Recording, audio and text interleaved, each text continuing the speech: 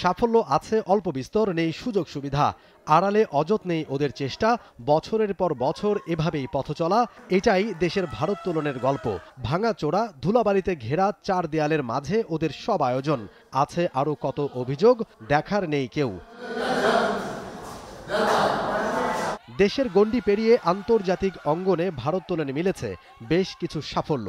বেশ কয়েক বছর ধরে নিয়মিত আন্তর্জাতিক আসরে অংশ নিচ্ছে বাংলাদেশ।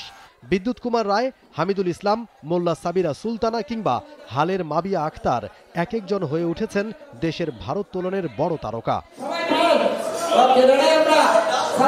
আন্তর্জাতিক অঙ্গনে কয়েক বছর আগে মাবিয়ার এই ছবি নতুন করে চিনিয়েছিল বাংলাদেশকে, নতুন করে তুলে ধরেছিল দেশের ভারোত্তোলনের সাফল্য। কিন্তু ফেডারেশনের চেহারা ছবির বদল হয়নি এতটুকুও, নেই একটা উপযুক্ত জায়গা, জিম কিংবা ট্রেনিং সেন্টার। এনএসসির দেওয়া ছোট্ট এই ঘরেই চলে সকল প্রতিযোগিতা। সপ্তম আন্তঃ সার্ভিসেস ন্যাশনাল চ্যাম্পিয়নশিপও অনুষ্ঠিত হলো এখানে।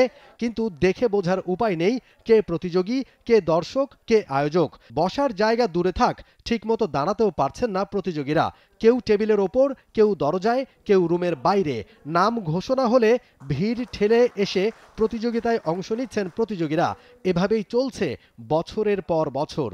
বহুবার জানিয়েছে ওদের পক্ষে সম্ভব হচ্ছে না। ওরা আশ্বাস দিচ্ছে যে ভবিষ্যতে যারা আমরা স্পোর্টস কমপ্লেক্স করতেছি ওই স্পোর্টস কমপ্লেক্সের মধ্যে আলাদাভাবে যে ওয়েট লিফটিংয়ের একটা ভালো স্থাপনা তারা তৈরি করে দেবে।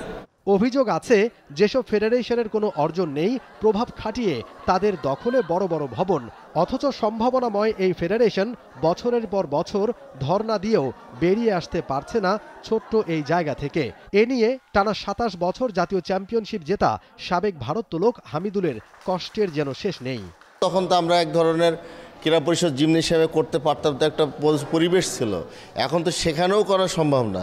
এখন তো বলতে গেলে কোনো জায়গায় নাই, তখনও সংকট ছিল, এখন তো নাই। এখন এইসব ব্যাপারে আমরা তো দীর্ঘদিন খেলে আসছি।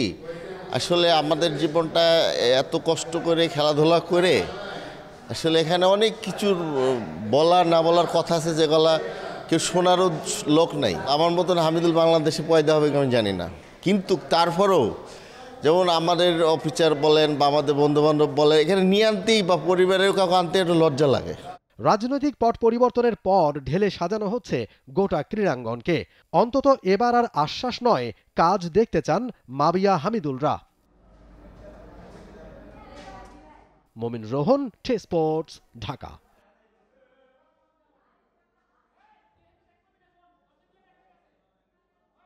For more updates, subscribe to our YouTube channel and click on the bell icon. Follow us on Facebook and Instagram. Download T-Sports app to enjoy exciting games and highlights. Visit tsports.com.